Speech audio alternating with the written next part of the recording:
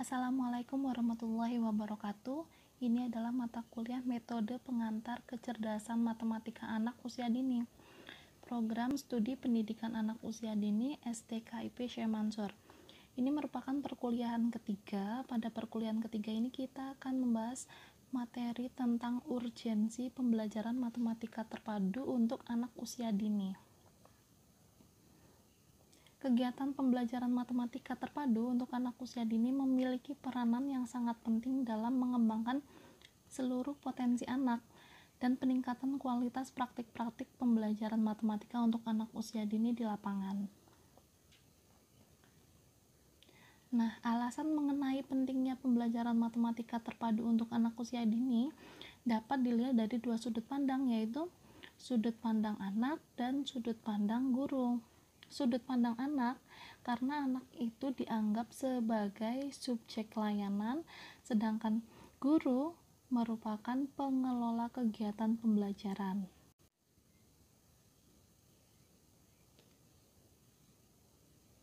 Pembelajaran matematika terpadu apabila ditinjau dari sudut pandang anak memiliki posisi yang sangat signifikan dalam rangka menstimulasi dan mengoptimalkan kemampuan berpikir anak. Berkaitan dengan hal ini, agar upaya stimulasi yang diberikan tepat sasaran, maka guru perlu memahami bagaimana perkembangan pemahaman anak terhadap konsep-konsep matematika serta tahapan pembelajaran matematika terpadu yang akan dilaksanakan.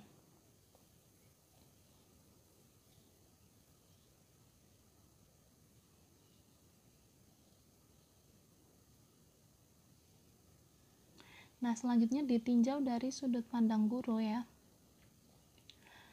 Dari sudut pandang guru, sebagai pengelola kegiatan pembelajaran adalah bagaimana peran guru dalam mengelola atau memanfaatkan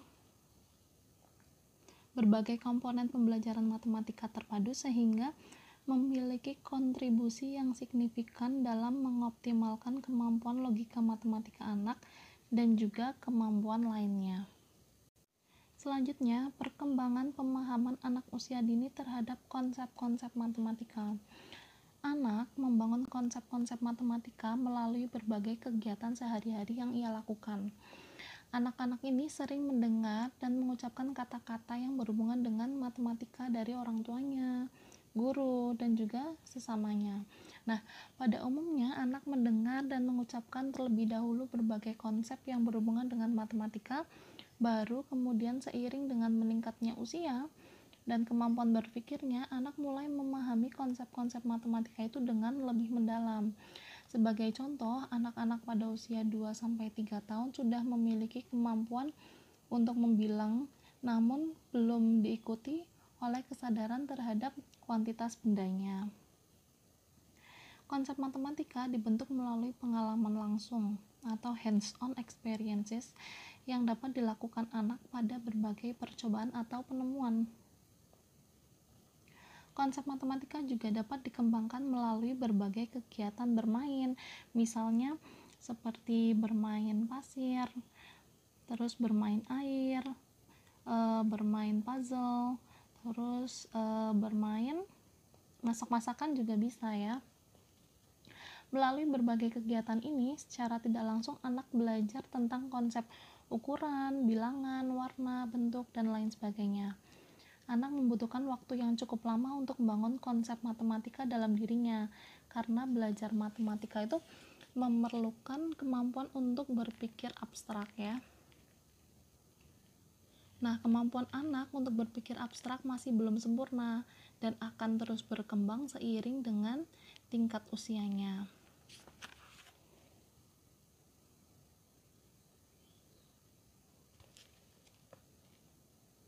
Oleh karena itu, tahapan pembelajaran matematika hendaknya disesuaikan dengan tahapan perkembangan kognitif anak ya. Nah, adapun tahapan perkembangan kognitif menurut Piaget antara lain yaitu sensori motorik itu rentang usianya yaitu 0-2 tahun. Terus praoperasional itu antara rentang usia 2-7 tahun. Kemudian operasional konkret itu rentang usia 7-12 tahun. Yang keempat, operasional format itu 12 tahun ke atas. Kita akan bahas satu persatu ya. Tahap sensori motorik. Pada tahap ini, anak memperoleh pengalaman tentang matematika melalui berbagai kontak fisik dan eksplorasi terhadap lingkungannya.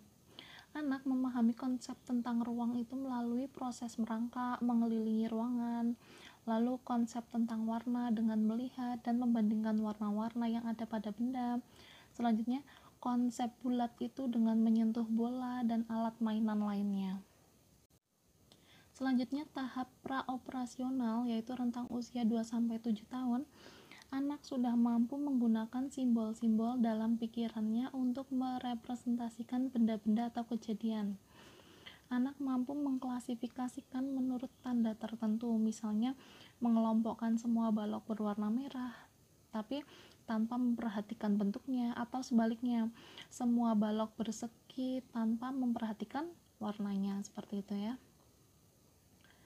Pada tahapan ini, kemampuan mengklasifikasikan benda masih bersifat sederhana. Nah, pada saat ini anak hanya mampu mengikuti 1-2 aturan pengklasifikasian.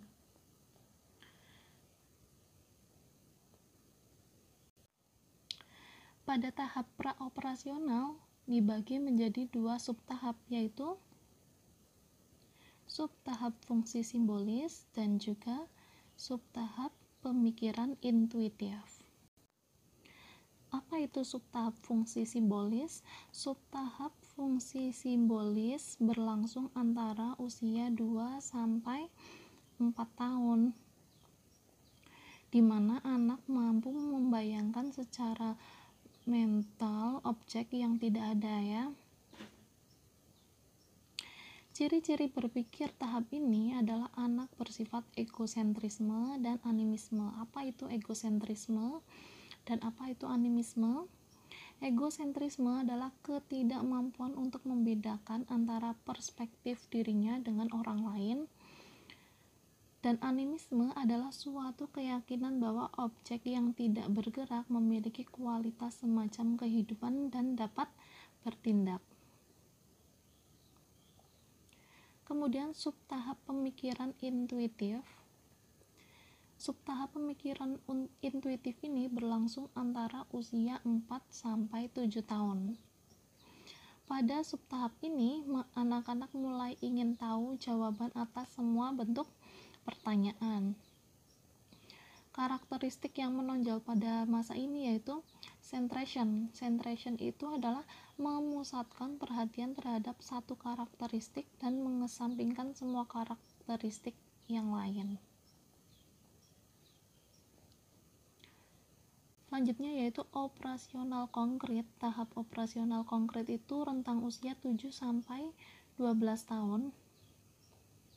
Pada tahap ini, anak sudah mampu berpikir logis mengenai objek dan kejadian. Pada tahap operasional konkret, anak-anak masih berada pada masa transisi antara kemampuan berpikir tahap praoperasional dan tahap konkret ya.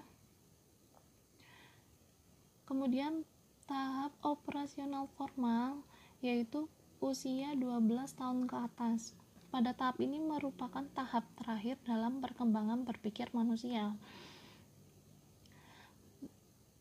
Pada tahap ini, anak mampu berpikir logis, abstrak, fleksibel, dan hipotetikal ya.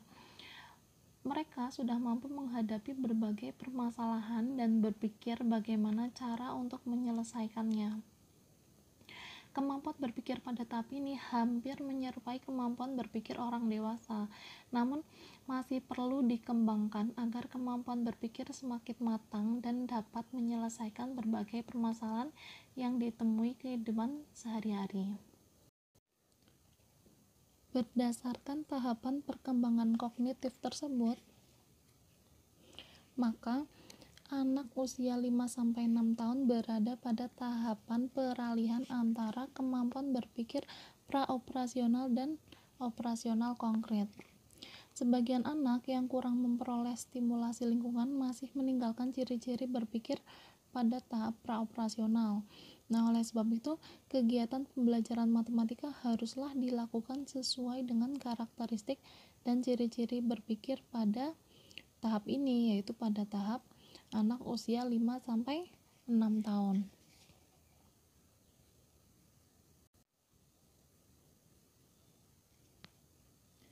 Selanjutnya, perkembangan pemahaman konsep matematika menurut Brunner dilakukan anak melalui 3 tahapan, yaitu tahap enaktif,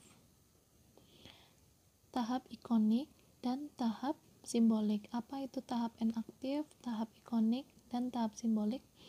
Akan dijelaskan di slide berikutnya. Tahap enaktif, pada tahap ini anak secara langsung terlibat dalam memanipulasi objek. Kemudian pada tahap ikonik, kegiatan yang dilakukan anak berhubungan dengan mental yang merupakan gambaran dari objek-objek yang dimanipulasinya. Anak tidak langsung memanipulasi objek seperti pada tahap pertama.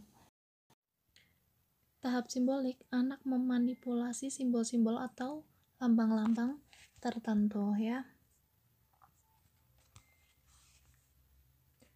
Pendapat lain dikemukakan oleh Dienes, ya.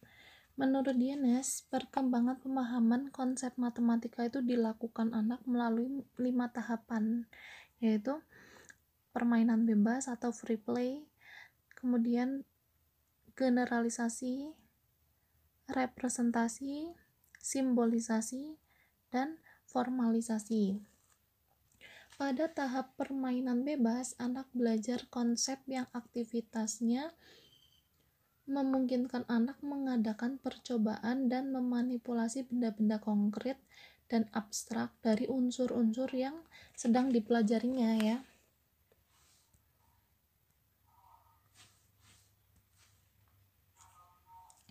Terus berikutnya, pada tahap generalisasi, anak meneliti pola-pola dan keteraturan yang terdapat dalam konsep tertentu, mencari kesamaan sifat dalam suatu pemahamannya. Berikutnya yaitu tahap representasi, anak berusaha mencari kesamaan sifat dari beberapa situasi yang sejenis. Anak itu menentukan representasi dari konsep-konsep secara abstrak, kemudian menyimpulkannya. Selanjutnya yaitu tahap simbolisasi. Anak harus mampu merumuskan representasi dari setiap konsep dengan menggunakan simbol matematika atau melalui perumusan verbalnya. Pada tahap formalisasi, anak dituntut untuk mengurutkan sifat-sifat konsep dan kemudian merumuskan sifat baru konsep tersebut. Nah, jadi guru perlu memahami berbagai perkembangan konsep matematika yang terjadi dalam diri seorang anak sehingga guru itu mampu merencanakan dan menyelenggarakan kegiatan pembelajaran matematika secara tepat sesuai dengan karakteristik berpikir dan belajar anak usia dini. Nah, itulah adalah perkuliahan kita hari ini mengenai urgensi pembelajaran matematika terpadu untuk anak usia dini. Semoga dapat dimengerti. Sampai ketemu di perkuliahan selanjutnya. Saya ucapkan terima kasih. Wassalamualaikum warahmatullahi wabarakatuh.